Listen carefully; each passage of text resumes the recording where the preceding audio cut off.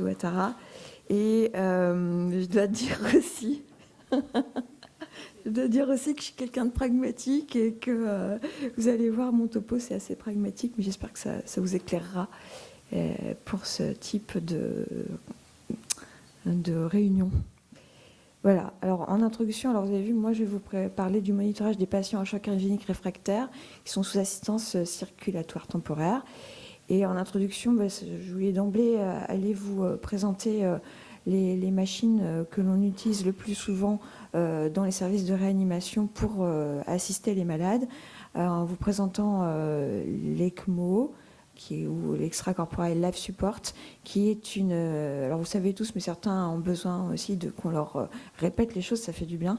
Donc l'extracorporel life support, c'est l'ECMO, véno-artériel, et c'est en fait un dispositif qui est dérivé des circuits de circulation extracorporelle, avec une canule veineuse d'admission qui est située dans le territoire de l'oreillette droite, territoire qui va drainer le territoire cave sup et inférieur, qui va amener le sang vers une pompe centrifuge, qui va le propulser vers un oxygénateur, puis vers une canule de réinjection qu'on va mettre en place dans une artère systémique pour les circuits classiques d'ECMO véno-artériel périphérique, avec pour conséquence eh bien qu'on a un flux de réinjection qui est rétrograde, qui va à contre-courant de l'éjection normale du ventricule gauche dans l'aorte, et qui, d'un autre côté, va aussi amener à ce que, lorsqu'on est sous assistance, un flux diminué à travers la circulation pulmonaire. Et puis, on a une autre assistance qui est de plus en plus utilisée dans les centres, qui est l'Impella LP, qui est, je pense qu'on vous en l'a déjà décrit, mais un petit rappel, une pompe microaxiale qui va délivrer un débit continu, qui est utilisée elle aussi temporairement comme la précédente assistance que je vous ai proposée, qui est située en transvalvulaire aortique, qui pompe le sang dans le ventricule gauche et le réinjecte au-dessus de la valve aortique. Et il y a 3 types de dispositifs, un qu'on utilise de moins en moins qui est l'Impella 2.5 et 2 autres modèles qui sont de plus en plus utilisés avec l'Impella 5.0 qui produit le débit le plus important jusqu'à 5 litres par minute et qui peut assister complètement au ventricule gauche, et puis l'Impella CP qui a des performances moindres mais qui peut être tout à fait intéressante chez des patients de plus petits gabarits. L'Impella a une fonction pompe mais n'a pas de fonction d'oxygénation. En revanche, elle est intéressante car dans sa configuration et son placement, elle permet de garder le flux transpulmonaire dès lors que, bien entendu, il n'existe pas de dysfonction cardiaque droite associée. Et puis il y a l'Impella RP, mais très sincèrement, j'ai vu que Philippe en avait parlé, et là je ne vous l'exposerai pas parce que c'est encore un dispositif qui est en cours d'évaluation, qu'on éprouve encore en France, alors que c'est vrai que dans d'autres pays, il est plus utilisé, mais chez nous, on le teste encore, pour ainsi dire. Donc, comment on va monitorer les patients qui sont équipés de ce type de dispositif? On va parler du monitorage hémodynamique. Et avant de parler du monitorage hémodynamique des patients, eh bien, il faut s'assurer que les bécanes, elles sont bien mises en place et qu'elles sont correctement placées. Et pour le CLS, eh bien, il y a une canule d'admission qu'on va pouvoir aller pister sur l'imagerie et une canule de réinjection qu'on ne va pas pouvoir aller voir en termes de positionnement. Pour la canule d'admission, la radiothorax nous permet de visualiser la position de l'aspiration qui normalement doit se situer se projeter dans l'oreillette droite au niveau de la radio de thorax. Mais bien évidemment là, je vous la décris, vous la voyez à peine. C'est vrai qu'au moment de l'implantation, on a la scopie, mais on a également... Alors, j'y reviens. Voilà. Hop. On a l'échocardiographie. Les images ne s'animent pas. C'est curieux. Alors, on y retourne. L'échocardiographie, on va réaliser en fait des images avec les incidences bicavales qui vont permettre d'aider les chirurgiens à mettre le guide dans l'oreillette droite jusqu'au territoire cave supérieur et pour ainsi ensuite glisser la canule d'admission de ce dispositif dont on va pouvoir ainsi vérifier le placement. Et après, pour les Impella, eh bien, on a plusieurs indices de position, à commencer par les indices qui vont être procurés par la console. Et ces indices procurés par la console vont partir de capteurs qui vont être placés sur les différents types d'Impella. Pour les Impella 2.5 SCP, il y aura en fait un capteur de pression artérielle, un capteur de pression sanglante, qui va être situé au niveau de l'orifice de sortie. Pour les Impella 5.0, c'est notre dispositif que l'on met en place dans cette canule qui peut accueillir en fait un capteur de pression différentielle. Et à partir de là, on va avoir sur la console des indices de position avec une courbe rouge. Cette courbe rouge pour les Impella 5.0 va correspondre à l'évolution des pressions de la pression différentielle. Et cette pression différentielle, en fait, mesure la différentielle entre la zone d'admission et la zone d'éjection de l'Impella. Et lorsque l'Impella est en place, cette courbe est oscillante. Lorsque l'Impella est trop enfoncé et trop sorti, il n'y a plus de différentiel de pression entre zone d'admission et zone de sortie, et vous aurez une courbe complètement aplatie. Pour les Impella 2.5 SCP, cette fois, la courbe, on a un capteur de pression sanglante au niveau de l'orifice de sortie, et en toute logique, la ligne rouge affichée sur la console est une ligne de pression sanglante. Si la ligne de pression sanglante affiche une courbe type aortique, l'Impella est correctement positionnée ou alors elle est trop sortie. Si elle affiche une courbe type ventriculaire, cette fois l'Impella sera trop enfoncée, autrement dit, l'orifice de sortie sera situé dans la partie ventriculaire gauche. Et puis on a aussi les radios de thorax qui nous permettent de juger du bon positionnement de l'Impella. Alors évidemment, tout ceci se fait en ayant aussi étudié le malade cliniquement et évalué l'évolution hémodynamique des patients une fois qu'ils sont équipés de tel type de dispositif. Et la radio de thorax permettra, vous avez vu sur la gauche, de correctement vérifier la position de l'Impella puisqu'elle est radio opaque et qu'elle se projette normalement sur la silhouette cardiaque avec son angulation en lieu et place de la projection du plan de la valve aortique. Sur l'image du centre, c'est une petite Impella 2.5 qui a été mise en place par voie fémorale et qui est trop sortie. Et puis sur l'image de droite, c'est une Impella qui est trop enfoncée et on a un indice qui est trop enfoncé par le fait que la peak tail qui est située au niveau de la canule d'admission, elle est complètement plicaturée sur la radio de thorax. Alors, voilà, schématiquement, l'échocardiographie est l'élément incontournable pour consolider l'évaluation de la position de l'Impella. Et en transthoracique, c'est les images parasternales grand axe qui vont être utiles pour juger de la position du dispositif.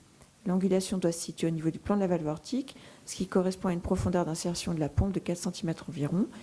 Et ça ne suffit pas d'avoir recherché cette information, il faut aussi regarder l'orientation de la pompe avec la canule d'admission qui, idéalement, doit regarder la pointe du ventricule gauche. Alors voici une image ici à droite où l'Impella est correctement positionnée sur ses acquisitions parasternales grand axe en EDT. L'équivalent ETO pour aller chercher la bonne position de l'Impella, c'est de réaliser des images médio-œsophagiennes 3 cavités. L'angulation, je le répète, doit se situer au niveau du plan de la valve aortique et la canule d'admission doit regarder la pointe du VG. Et vous voyez qu'en bas à droite, il y a un schéma qui me permet de vous expliquer que dans certaines situations, ce n'est pas le cas. La canule d'admission s'oriente vers la valve mitrale et c'est vrai que ça peut quand même être un souci. Je vous montre ici par exemple la situation d'un patient qui est sous Impella. Ça marche l'Impella, mais on est quand même avec une mauvaise position de la canule qui allait se planter dans la paroi inférolatérale du ventricule gauche et qui allait gêner en fait l'appareil sous-valvulaire. Ce patient, on a pu le sevrer, on lui a arraché, enlevé l'Impella et quand on l'a enlevé, on a récupéré un truc comme ça sur la canule d'admission. Alors c'était un thrombus, c'était pas de l'élément sous-valvulaire mitral puisque la valve mitrale fonctionnait bien. Enfin, on est quand même assez malheureux quand ça se positionne comme ça. Même si on peut décharger correctement le ventricule gauche, on peut quand même avoir des soucis de conflit avec l'appareil sous-valvulaire mitral et même des lésions structurelles cardiaques qui peuvent survenir. Alors une fois qu'on a vérifié que les patients ont des dispositifs en place, on peut aller vers un monitorage hémodynamique avec une incontournable approche multimodale de l'évaluation hémodynamique.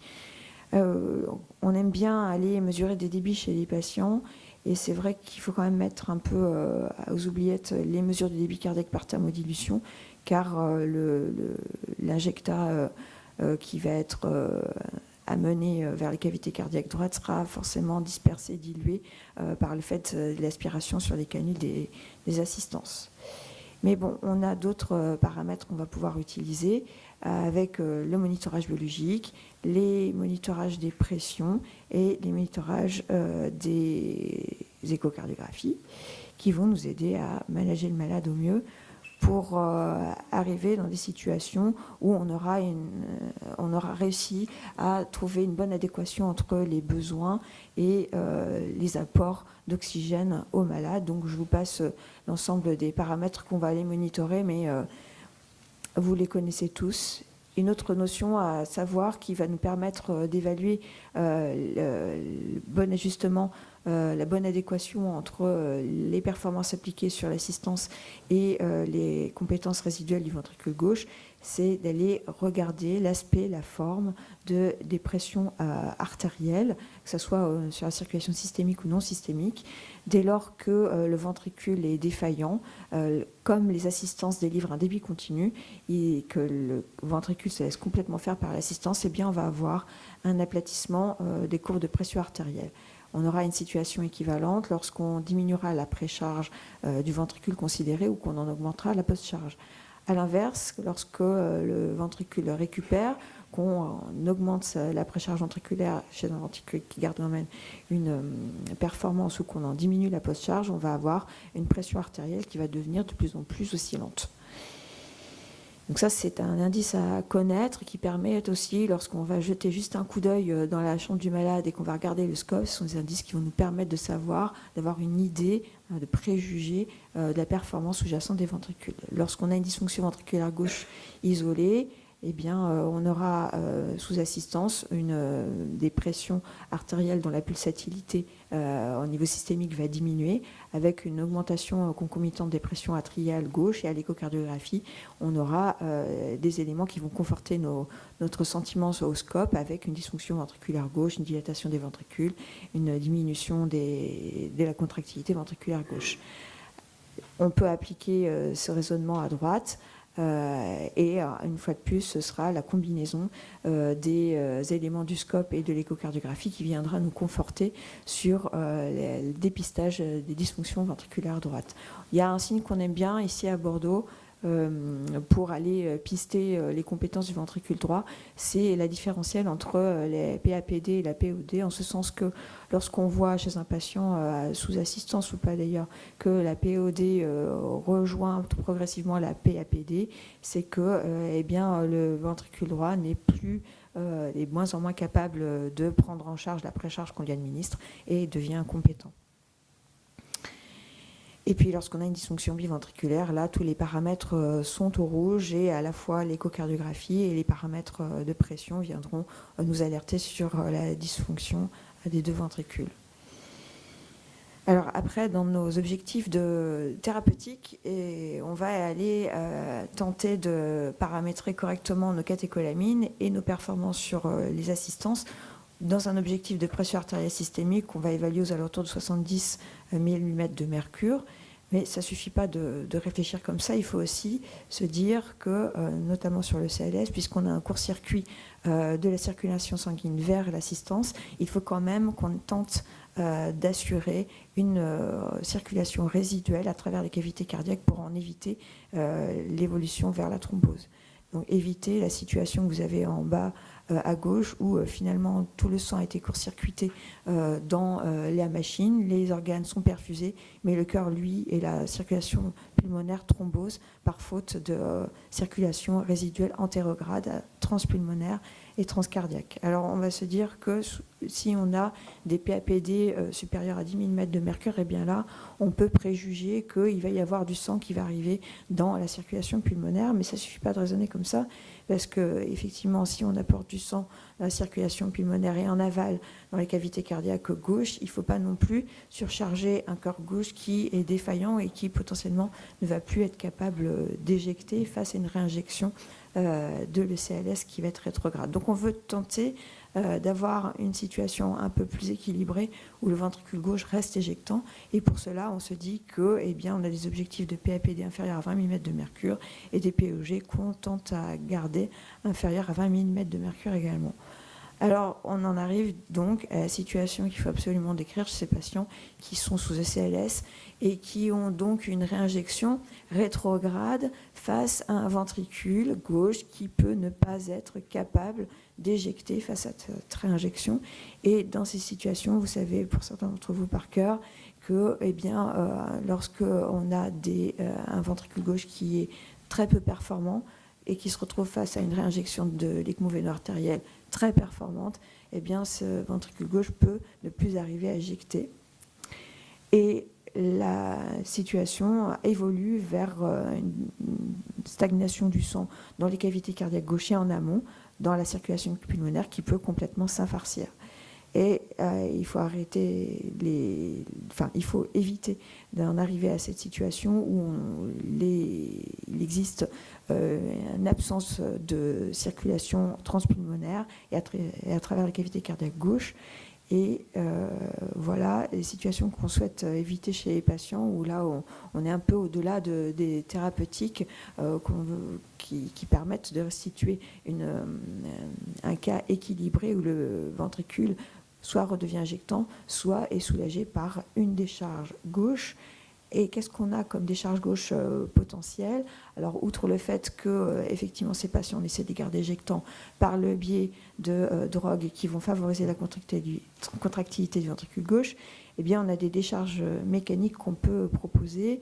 Alors, certains centres placent, voire préventivement chez les patients, un ballon de contre-pulsion en association à l'ECLS, et on vous en a déjà parlé, je pense, dans les différents topos qui ont précédé. Mais on peut aussi choisir d'aller placer une impella gauche qui va aider à restituer la circulation à travers la valve aortique. Et je vous montre ici donc, la situation d'un patient qui était un petit peu dépassé, qui avait une ECMO véno-artérielle accompagnée d'un ballon de contre-pulsion sur les images de gauche, et on voit que la décharge gauche est insuffisante, alors que lorsqu'on enlève le ballon de contre-pulsion pour placer cette fois une impella, eh bien, la restitution de la circulation antérograde à travers la circulation pulmonaire et la valve aortique est enfin restituée, et on a un peu l'impression d'avoir gagné la partie.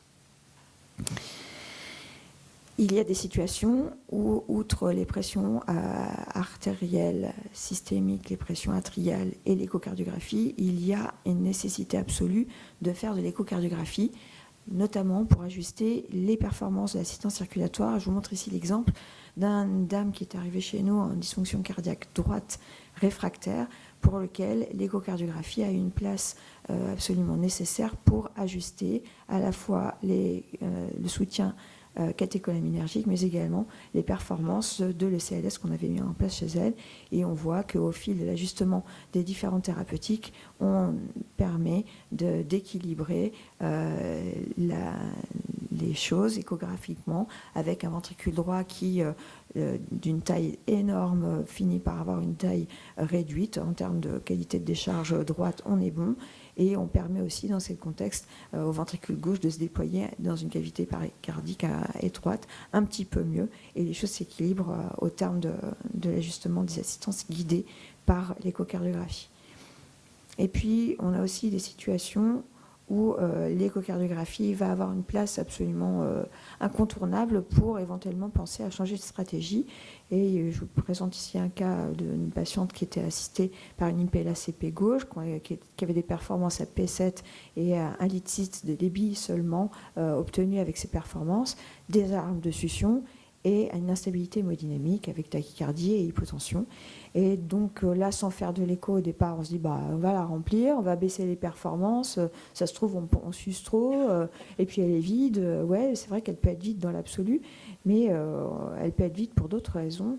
Et sur les impella gauche, il faut savoir aussi aller pister une dysfonction cardiaque droite qui fait que, alors qu'on remplit à l'aveugle, si on n'a pas d'amélioration après avoir fait un première thérapeutique d'urgence de remplissage, eh bien, il faut aller échographiquement pister la dysfonction cardiaque droite. Et pour cette patiente qui avait cette situation, finalement, on a changé de stratégie, on a équipé la dame de l'ECMO vénère artérielle en plus de l'impella. Et évidemment, l'échocardiographie a une place incontournable pour dépister des tamponnades qui surviennent plus volontiers chez les patients qui ont des ECLS ou des assistances cardiaques temporaires en post-cardiotomie, sachant qu'on peut être dans une situation de nécessité de décaillotage, mais que l'on va dépister tardivement si il existe un court-circuit complet des cavités cardiaques droites et que par ailleurs le patient reste équilibré en termes de perfusion d'organes et donne au change comme ça cliniquement lorsqu'il est assisté. Et puis, l'échocardiographie vient aussi nous montrer, nous permet de détecter des anomalies structurelles qui existaient préalablement et qui sont aggravées sous assistance circulatoire temporaire. Et il y a ici un cas classique des patients qui ont une insuffisance valvulaire aortique qui précède la mise en place d'une ECLS. Et avec l'augmentation de la post-charge sur le CALS, enfin sur le ventricule gauche lié à l'ECLS, on peut avoir cette régurgitation valvulaire aortique qui se majore. Et il faut savoir dépister cela parce qu'en termes de décharge gauche, là, on n'est vraiment pas bon. De la même façon, cette fois, l'échocardiographie pourra être le seul élément qui va nous permettre de dépister des anomalies structurelles, cette fois apparues sous assistance circulatoire temporaire. Et vous connaissez tous, je pense que vous avez tous été confrontés à ces situations où on met une impella en transvalvulaire aortique et eh bien, on a soit une éversion d'une cusp, soit directement une lésion d'une cusp qui va occasionner une régurgitation valvulaire aortique qui peut être soit mineure, soit ici être relativement remarquable et venir un peu limiter l'efficacité qu'on attend de l'assistance. Voilà pour les paramétrages et le monitorage hémodynamique. Il faut aussi aller s'attarder au monitorage de l'oxygénation, en particulier chez les patients qui sont équipés d'une ECMO véno-artérielle qui va pouvoir à la fois assister le cœur, mais également assister à la fonction ventilatoire. Et chez ces patients équipés d'une ECMO véno-artérielle, l'oxygénation dépendra d'une part des compétences encore du cœur natif du malade et des compétences de son poumon, mais elle sera aussi dépendante des compétences de l'oxygénateur et du degré de support circulatoire qu'on aura appliqué au patient. En sachant que si le patient est complètement dépendant de l'assistance circulatoire, du fait de son cœur qui est défaillant, eh bien l'oxygénation sera en grande partie assurée par la machine.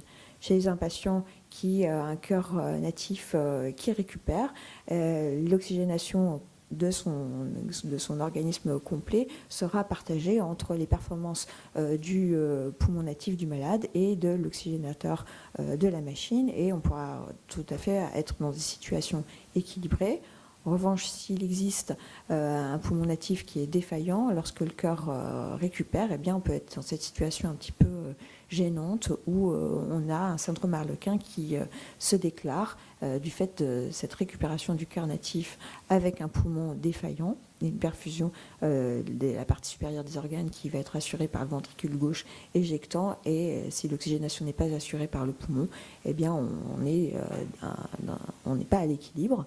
Cette situation pourra aussi se découvrir chez des patients qui ont une dépendance complète vis-à-vis de l'ECMO véno-artérielle, qui ont un cœur donc défaillant, mais également un poumon défaillant, et pour lesquels on aura choisi de mettre en place une impella qui va décharger le ventricule gauche, mais qui, en permettant de restituer la circulation antérograde à travers les cavités cardiaques gauches, va aussi ramener du sang mal oxygéné venant des poumons malades vers la partie supérieure des organes, les TSA, le tronc brachiocéphalique, et occasionner éventuellement un syndrome Harlequin. Alors la solution pour ces situations sera d'hybrider l'ECMO véno-artérielle en mettant une canule veineuse de réinjection dans le territoire cave supérieur.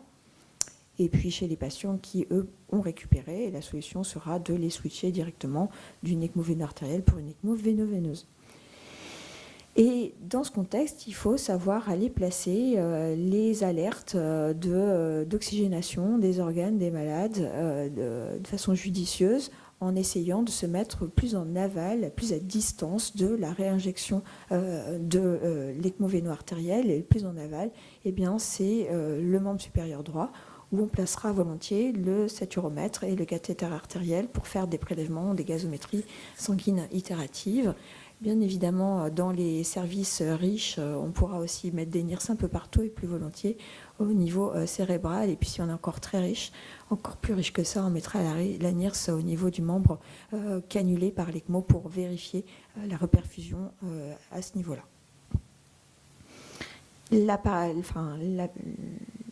L'observation visuelle des lignes artérielles et de l'oxygénateur nous permettra de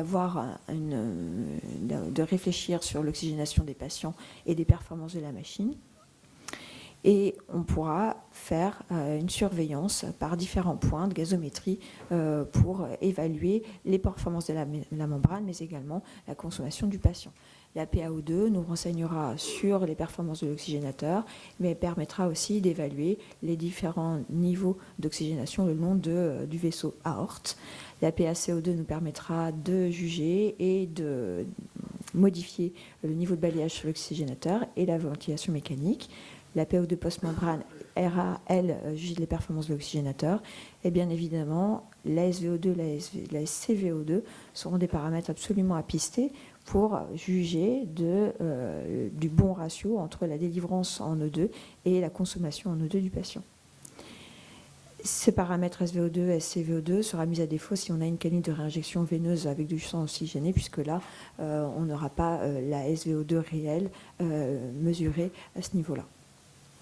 Alors c'est une baisse de la PaO2 avec en même temps une baisse de la PO2 post-membranaire. Là, il faudra aller pister une défaillance de l'oxygénateur.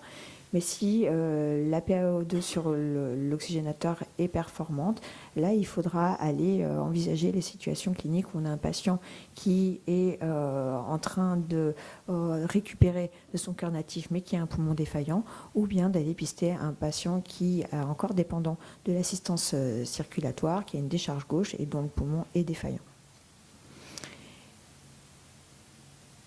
Si on piste d'abord la PO2 post-membranaire qui est réduite, avec un patient pour autant qu'il y a une PaO2 qui reste normale, là, il faudra aller voir, se dire que le patient est en train de récupérer de sa dysfonction cardiaque et que même si la post-membrane est réduite, ça n'a aucune incidence sur le patient qui a un cœur qui refonctionne et un poumon qui est également non défaillant. En revanche, si la PaO2 est réduite, eh bien là, il faudra aller s'attarder sur un patient qui dépend encore de l'assistance et dont le poumon est défaillant. Si les SVO2, SCVO2 baissent et qu'on a une PaO2 qui baisse, on retombe sur des situations déjà suscitées. Si la PaO2 reste la même et que la SVO2 diminue, là, il faudra aller pister une inadéquation entre la délivrance en O2 et la consommation en O2 des patients, dans le sens d'une augmentation de la consommation en O2 ou d'une diminution de la délivrance en O2 qui peut être liée à un débit d'ECMO qu'on a diminué à tort ou d'un débit cardiaque natif qui s'est réduit, d'une diminution de l'hémoglobine ou d'une réduction inadéquate de la ventilation mécanique des malades. Enfin, si la NIRS cérébrale diminue alors que la SPO2 des malades reste correcte, là, il faudra aller pister électivement un problème au niveau cérébral des patients qui pourrait être lié soit à un AVC, soit à un syndrome cave supérieur, en sachant que ce syndrome cave supérieur, il sera volontiers plus facilement rencontré chez les patients qui ont une ECMO hybride et qui ont une canule de réinjection dans le territoire cave supérieur qui peut limiter le drainage veineux cave supérieur.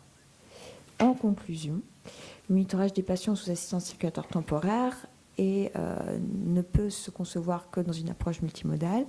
Bien évidemment, en ayant compris préalablement la modification de circulation des flux sanguins sous assistance, en ayant compris aussi l'impact que cela a sur la perfusion et la fonction des organes, et en sachant que ce monitorage, si on le fait bien et qu'on le comprend bien, on peut en espérer une élaboration d'une stratégie de prise en charge optimale pour faire récupérer plus rapidement nos malades. Voilà. Merci.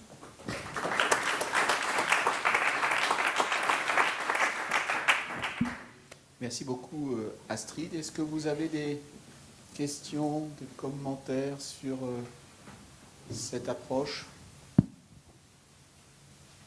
Tu préconiserais de réaliser des ETO systématiques chez ces patients? ETO, est-ce que c'est non, quotidien?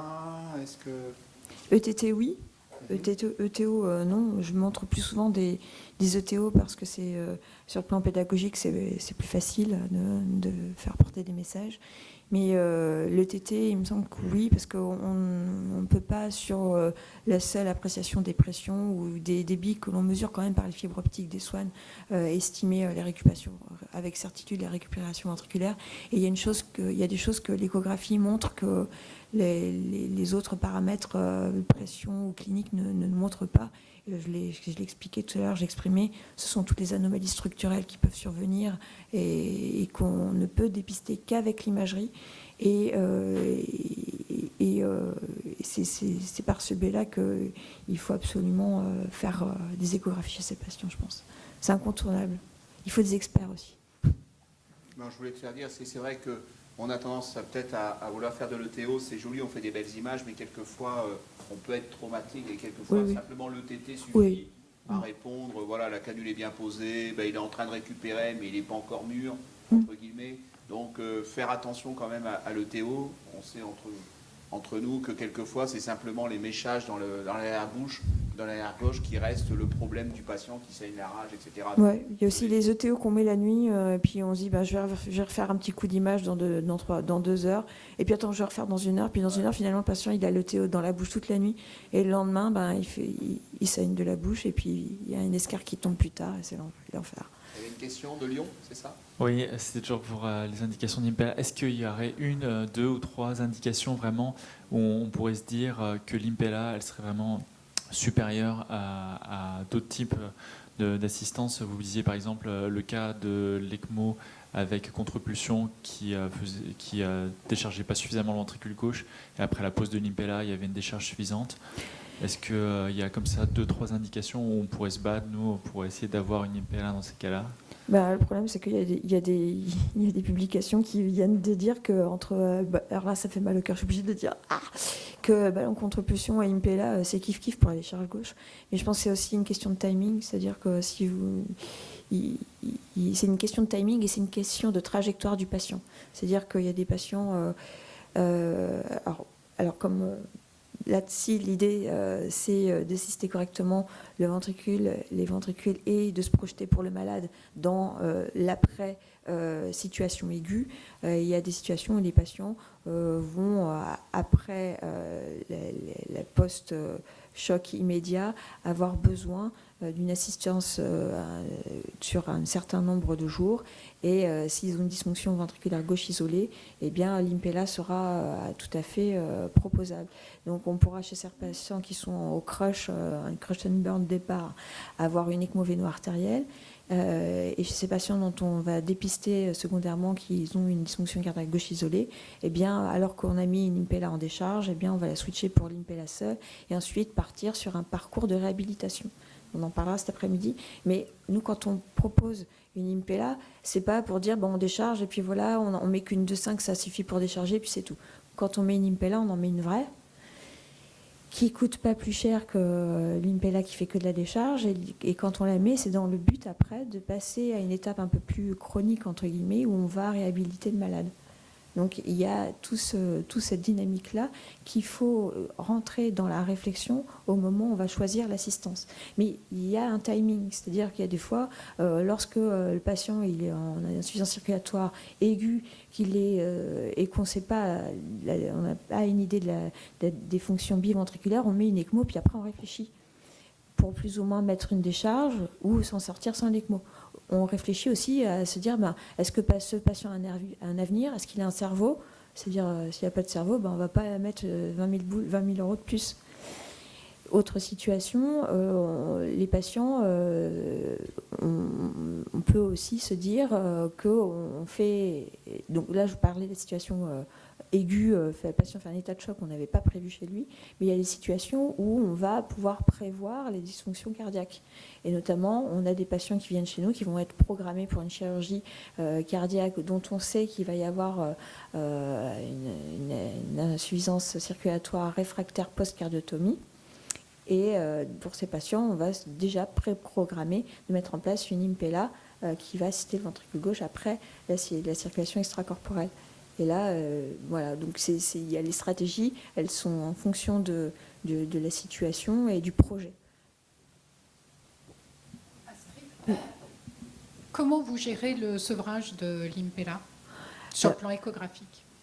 D'accord. Je ne peux pas m'empêcher de dire quand même que l'on inclut toujours l'histoire du malade dans l'évaluation globale et jusqu'à l'évaluation échocardiographique. Car il y a une situation typique des patients qui font des insuffisances circulatoires aiguës sur des infarctus. Et il y a des patients dont on va savoir que la situation clinique de départ et la zone infarcie qui a été malheureusement chez ces malades va être telle qu'on n'en attendra pas une récupération. Et même si échocardiographiquement, on a des éléments qui nous font penser que les patients ils donnent au change, on a un VG qui est quand même un peu éjectant sur la base, et il a l'apex qui est pas terrible, la paroi latérale qui est moyenne, mais bon... sur d'autres situations, sans connaître l'histoire clinique, on se dit allez, on va tenter le sevrage. En connaissant l'histoire clinique du malade et la zone infarcie, on se dit que ça ne va pas passer et que même si échographiquement il donne le change, eh ben, on n'ira pas jusqu'au sevrage complet de l'Impella. Donc il y a des situations au départ, on se disait, et on l'a vécu au départ, chez des patients qu'on assistait sous Impella qui avaient fait un infarctus majeur, on allait jusqu'à P3, P2 d'Impella, ça allait, on leur mettait un peu d'inotrope, on se disait ça va passer, il faut que ça passe, on enlève l'Impella et puis on n'arrivait plus à sevrer les inotropes et on repartait en arrière. Donc il faut, oui, échographiquement, on a des éléments qui nous permettent de juger de la récupération, il y a des éléments qui nous permettent clairement de juger des extrêmes, c'est-à-dire de la non-récupération, mais il y a des patients qui sont un petit peu borderline, sur lesquels, dans ces contextes-là, où on aurait bien envie, des fois, de leur enlever l'assistance, eh bien, il faut à chaque fois replacer le patient dans son contexte pour juger de la supérabilité, même si l'écho est plutôt rassurante. Dernier commentaire ou une dernière question? Pour répondre en complément à votre question, il n'y a pas de règle. Malheureusement, je ne sais pas comment vous faites à Lyon, je ne sais pas comment vous faites à Toulouse ou ailleurs, il n'y a pas de règle. C'est-à-dire que quand on est appelé, on est autour du malade. Idéalement, il y a le cardiologue, le chirurgien, l'anesthésiste, et on discute et puis on prend une décision. Mais de dire pour cela, il y a une Impella, cela, il y a une CLS, c'est tellement dépendant. Ça dépend d'un élément, par exemple, tout simple, c'est que chez nous, tous les chirurgiens ne savent pas mettre les Impella. Donc si vous tombez un jour où le chirurgien ne sait pas le mettre, alors les cardiologues, maintenant avec